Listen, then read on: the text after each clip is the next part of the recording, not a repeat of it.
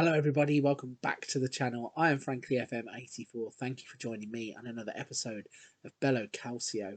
We're currently out in Japan. We are managing Shonan Bellmare and we are doing pretty well in the J League. You could see from the league table there we have an 8-point lead and a healthy goal difference. If you were with us yesterday, you would have seen that we played Nara Club. We won 6-1 in the second round of the Emperor's Cup. And then we had this massive gap of about a month where there was no football. So most of our players went away, got injured. There are some new faces at the club too. But we are back today to play Vissel Kobe in the J League. So let's show you firstly the new faces that have come in. You might see some familiar ones here.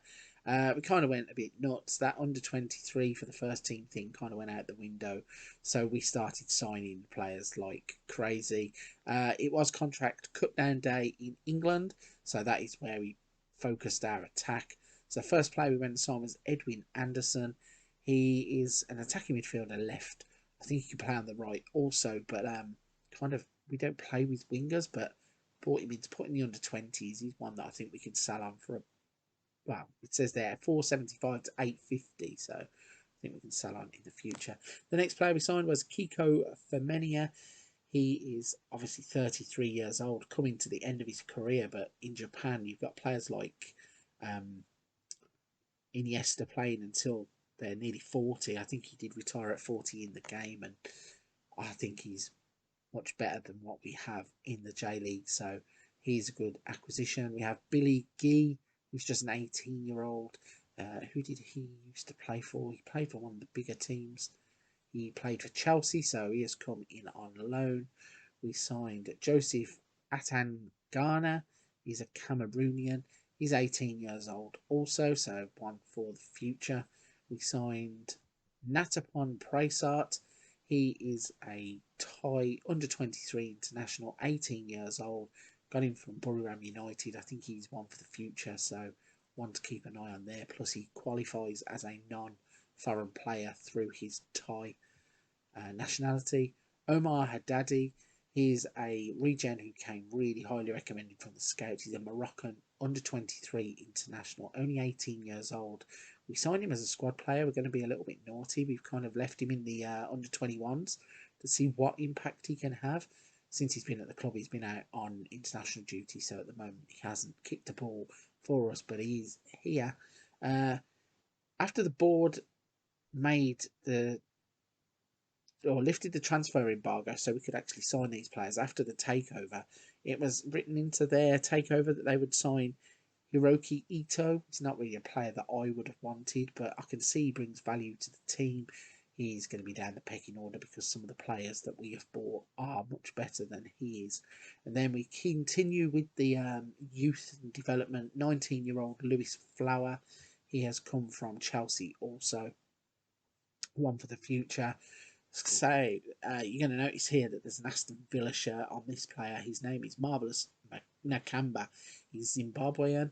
He has 55 caps and 1 goal. He's 30 years old and agreed to come to the J League to play for us. He's by far the best midfielder we have at the club, and I think that he's going to boss the J League, to be honest. When he come on trial, I thought, geez, this is big.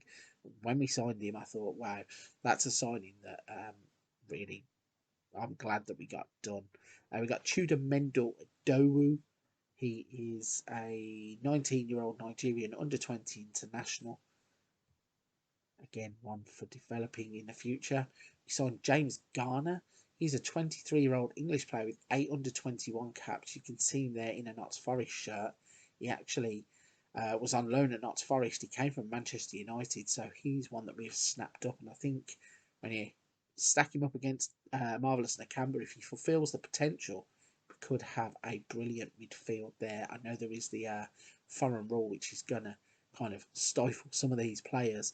We got Oliver Zich. He is a Polish under-21 goalkeeper who came from Aston Villa. So a decent acquisition there, even if we move him on further down the line. We got Slobodan Tedic. He is a 24-year-old Serbian. Who was he playing for? So he was on the books at Manchester City. He's been out on loan at quite a few clubs. They paid £3 million for him back in 1920. So, yeah, if he can come in and hit the ground running, he has picked up an injury straight away, so maybe that's stunted his development. But hey ho, it's worth the chance, and if not, we'll sell him on. He's young enough to be moved on. The next player, Mikel Antonio, the reggae boy. He is there in his West Ham kit. He was available on a free transfer, and another one that I couldn't really believe was going to come on trial at the club. And then he put pen to paper on a deal that runs until 2026, so a 2-year deal on £775 a week. Bit of a step down, but he's a hell of a player in the Premier League. Let's hope he can be a hell of a player in the J League too. Go straight in as our top striker according to our star rating system. We have Sam Rak Sakai. I think I'm going to go with Sakai. He's a Nigerian under-20 international, 19 years old. Another one to be developing for the future. And the last one is another Aston Villa youth player, 20 years old, Sil Swinkles. He's Dutch, capped at under 19 level. Let's see, where did he come from? So he went from Vitesse to Aston Villa a few years ago, got released on a free, and we brought him in. He's currently in the under 21s, and one that we are going to be developing. So that brings you up to date with all of the ins and outs. Mikel Antonio is a great signing on a free transfer. I'm really looking forward to how this works out. So let's start off by showing you the starting 11 and showing you how we get on against Vissel Kobe in the J League. Here we go then, the new look Shonan Bellmare. Well, it's not completely new look, but some of those new faces are going to be starring in the save, I'm sure. So the lineup we have gone with is Tani in goal, Femenia, Ono, Aranda and Bone at right back. Got Marvellous Nakamba playing as the anchor. Barada and Ghana are now going to look to forge a partnership in the middle of the park with Machida, Nishikawa and Mikel Antonio up front. This is going to be brilliant. I'm really looking forward to seeing how we get on against Vissel Kobe. So let's jump into some match action and show you. Here we go then, the players are out on the pitch. All the kind of warm-ups and the team talks and all that kind of stuff is done and the game is off and running. So Vissel Kobe are quite an opponent for us. They're currently sat third in the table on 38 points, as you might be able to see above my head. With the signings that we've made, I'm really interested to see how all this is going to fit together. And it's Barada who's going to start the game off with a chance, and he has a free kick that hits the top of the crossbar. Yeah, the big question that I want to know is, can players like Mikel Antonio and Marvellous Nakamba stamp their authority on the J League? You would presume, coming from a Premier League background, they would be able to come and pretty much boss it straight away. One thing I've got to check, it's not my game, but Ronaldo, okay, not the Ronaldo. I saw Ronaldo scoring for our Red Diamond, thinking, I don't remember him being in the J League, but sure enough, that's the reason I don't remember it, is because it's not Cristiano, it is just Ronaldo. So there is another one out there. Okay, so pretty drab first game with all of our new faces in. Maybe they're all trying to fit themselves together. Maybe it's the quality of the opponent, but we're in at half time with a 0-0 scoreline. 8 shots, only 1 on target from us. Might have to jiggle it around a little bit, see if we can't get the best out of some of these players. As Vissel Kobe look to catch us on the counter-attack. Muto is in behind. Bone goes to ground. He looks to win the ball. We've got a possible penalty on the big screen over there. Oh, I can't see how this is a penalty. Like, normally when they go to these monitors in real life, it's given, but what's the decision going to be here? This would be disappointing if it's given. It looked like a perfectly good tackle to me. Yeah, they've given the penalty, so hopefully we're going to get another look at this. No, it doesn't show the replay for the penalty award, but Bone went to ground, and I thought they kicked the ball, or he at least blocked the ball, and Tani has saved the penalty, so a little bit of justice perhaps there, but they haven't scored the rebound, so Darwan has hit the ball from outside the box, hit off the inside of the post, and Tani's penalty save was all for nothing in the end. So he saves the ball, pushes it away quite well, and then Motta gets the ball, plays it back to Darwan on the edge of the box. We smashed the shot. I mean, Tani goes to ground, but there was no need because he was getting nowhere near it.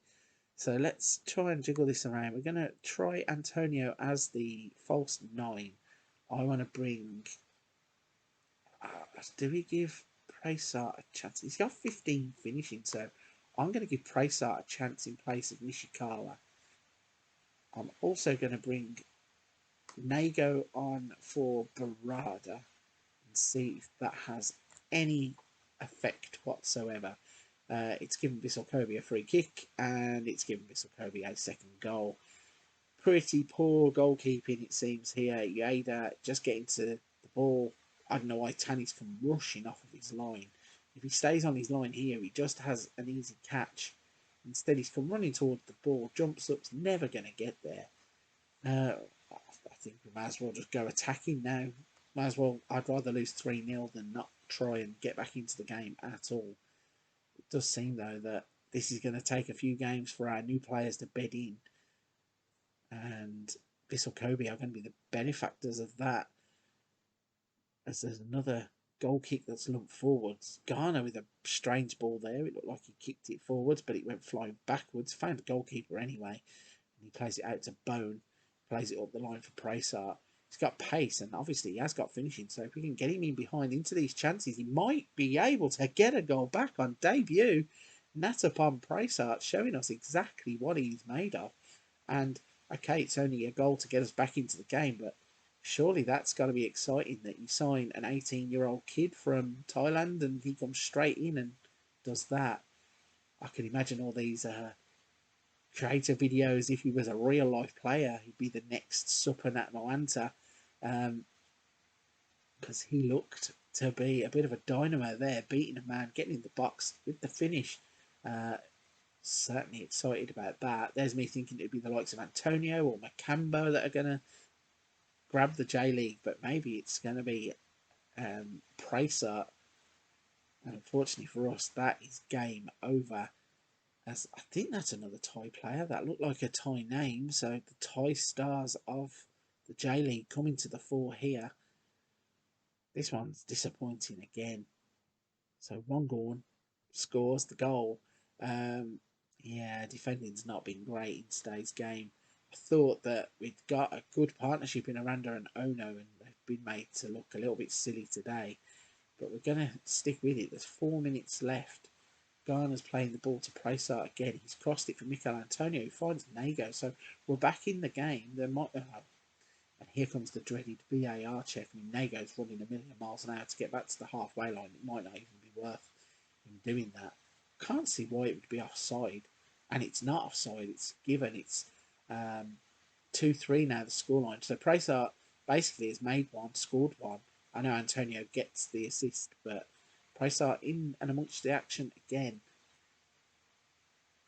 And I was hoping there might have been one last throw of a chance, but no, unfortunately. It's a disappointing performance, this. A bit flat.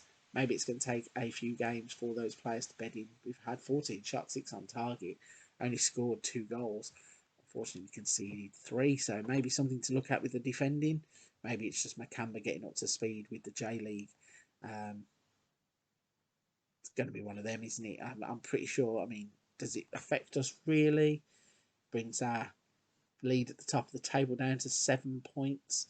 Not to be too cocky or too arrogant about it, but it's going to take a lot for teams to keep beating us and Gamba Osaka to close that gap. But let's have a little look at the schedule and see where we can come back then. I did mention, I mean, in fairness, that there is, we lost to Velgata Sendai and we beat Nara Club, but that is 2 out of 3 games where we've lost now on camera. Maybe we're just a bit camera shy at this point in time. Looking at the schedule then, I think, yeah, Yokohama F Marinos is where we're going to come next. The J-League Cup quarterfinal has been scheduled for Tokyo, FC Tokyo or Nagoya Grampus. And then we have that Champions League game. So definitely some games and big games coming up in the near future. And we will be bringing them to you in the save. Right then, I'm going to start wrapping this one up. If you're at this point of the video, you've enjoyed today's episode, you want to help the channel out, hit that like and subscribe button to help out. If you want to leave a comment down below, please feel free to do so. I like seeing every interaction with the channel that I get.